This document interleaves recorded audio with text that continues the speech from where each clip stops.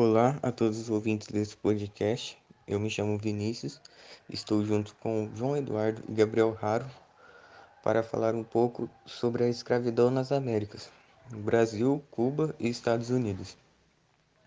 Primeiramente, é interessante destacar que no século XV iniciou-se um período de grande globalização, chamada a expansão marítima, inicialmente por portugueses e espanhóis, o que estava ligado muito à sua posição geográfica, o que fez com que buscassem novas rotas comerciais.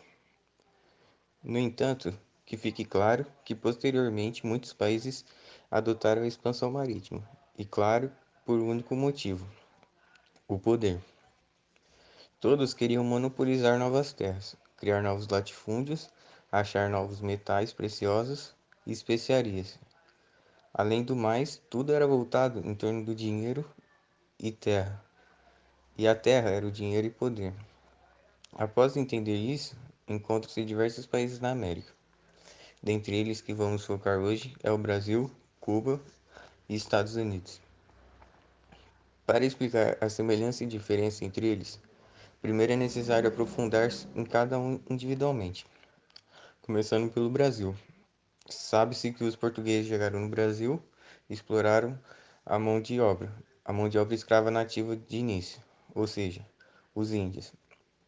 Porém, estes apresentaram muita resistência à mão de obra, e que fique claro que os negros africanos também resistiam.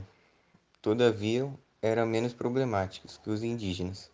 Já os nativos conheciam muito bem o território, fugiam com maior facilidade, além de serem considerados muitas das vezes inadaptável para o trabalho, somado à força da igreja que tentava de certa forma acabar com a escravidão indígena, por considerarem os mesmos povos inocentes, se tinham ou não almas.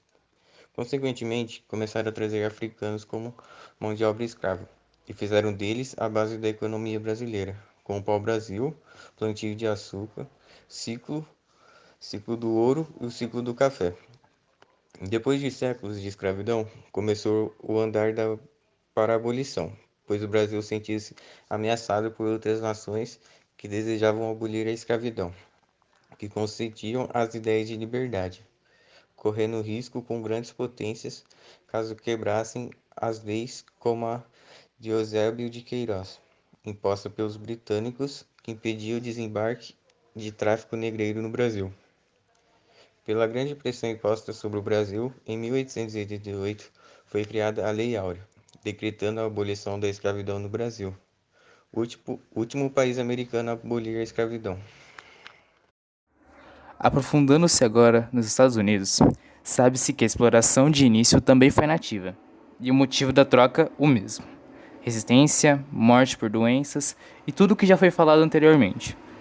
E que os primeiros navios negreiros a chegarem nos Estados Unidos foram trazidos em meados de 1526, de forma totalmente legal na época. Porém, se passando os anos, como dito, surgia muitas tendências abolicionistas. E nos Estados Unidos, a abolição vai começar a andar para o fim de forma gradual, pois duas elites vão entrar em conflito. Na história, compreende-se que o fim da escravidão nos Estados Unidos esteve diretamente ligado a uma cisão entre as elites do norte e do sul do país. A primeira, observando a escravidão como um empecilho ao desenvolvimento de uma sociedade liberal e capitalista, e a segunda, tendo na exploração desse trabalho escravo o sustentáculo da sua produção de riquezas. Que fique claro que a elite do norte apoiava o fim da escravidão, pois já havia explorado tanto que sua economia já não dependia mais dos escravos. Ela já estava firme, desenvolvida, industrializada. Porém, a região sul dependia totalmente da mão escrava, já que a produção de algodão era sustentada em todos os aspectos pelos negros. Este conflito ocasionou uma guerra civil em 1861. E ela foi durar até 1865, onde foi decretada a abolição da escravidão pela 13ª emenda da Constituição. Porém, a escravidão continuou de forma ilegal, pois foi substituída nas fazendas por sharecropping, uma forma de uma parceria rural que explorava o trabalho forçado de presos do sistema carcerário. porém tinham um alvo específico, os afro-americanos, que continuaram o sistema análogo à escravidão por quase um século após a Guerra Civil. Por fim, irei falar sobre Cuba.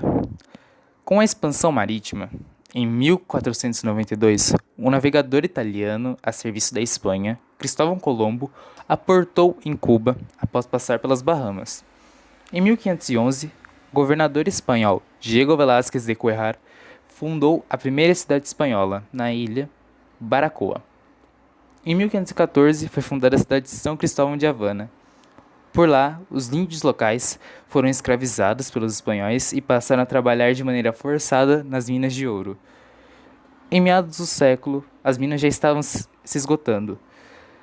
As populações indígenas locais também foram extintas, quase por completo, devido às matanças, às doenças trazidas pelos espanhóis, tais como sarampo, rubéola, gripe e varíola, e o trabalho exaustante sob o regime da escravidão.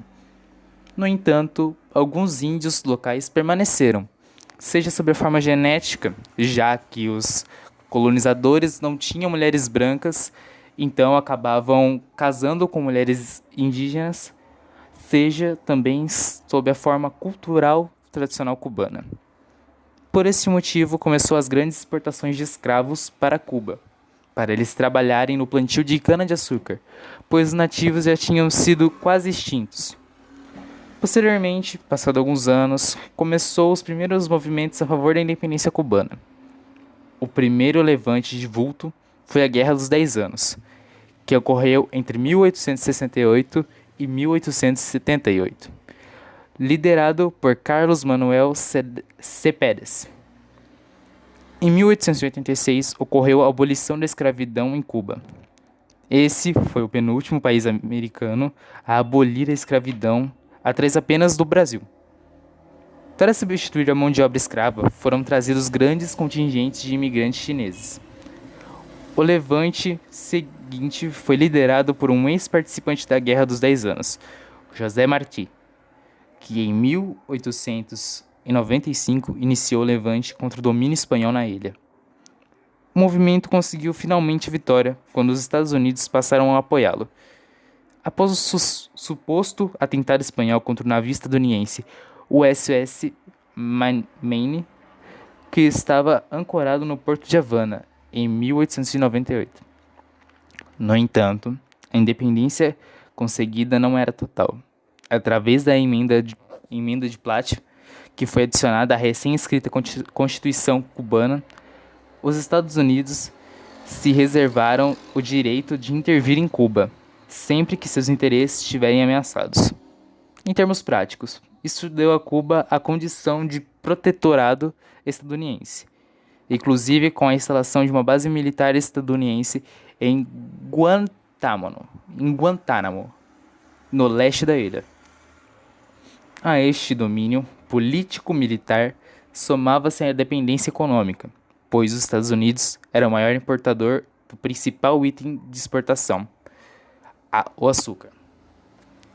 Em seguida, ocorreu uma sucessão de eleições democráticas e golpes militares, até que em 1959 os guerrilheiros comunistas liderados por Fidel Castro, Ernesto Che Guevara e Camilo Cienfuegos depuseram o ditador Fulgêncio Batista e instauraram um regime socialista no país, com estatização das empresas, reforma agrária nas grandes propriedades rurais e aproximação com os países do bloco socialista, levando o país a adotar um regime socialista e apoiar movimentos desse tipo no mundo inteiro, como a Bolívia, por exemplo. A síntese da história abolicionista de cada país já foi apresentada, porém note que ao abolirem a escravidão em semelhança, em todos os casos percebemos que há a ausência de um projeto nítido de instalação do negro na sociedade, o que perpetuou culturalmente e economicamente na exclusão que antes se assentava por meio da escravidão. Em palavras práticas, todos esses ocorridos, todo o tipo de abolição foi... Bom, então, no final de tudo, A síntese da história abolicionista de cada país já foi apresentada. Porém, note que todos os países que aboliram a escravidão, todos eles têm uma coisa em comum. Em nenhum dos casos houve um projeto de inserção do negro à sociedade, o que perpetuou culturalmente e economicamente na exclusão que antes se assentava apenas por meio da escravidão. Então, esse é o trabalho. Eu gostaria de agradecer a todos que estão ouvindo esse podcast e ficam aqui os meus sinceros muito obrigado.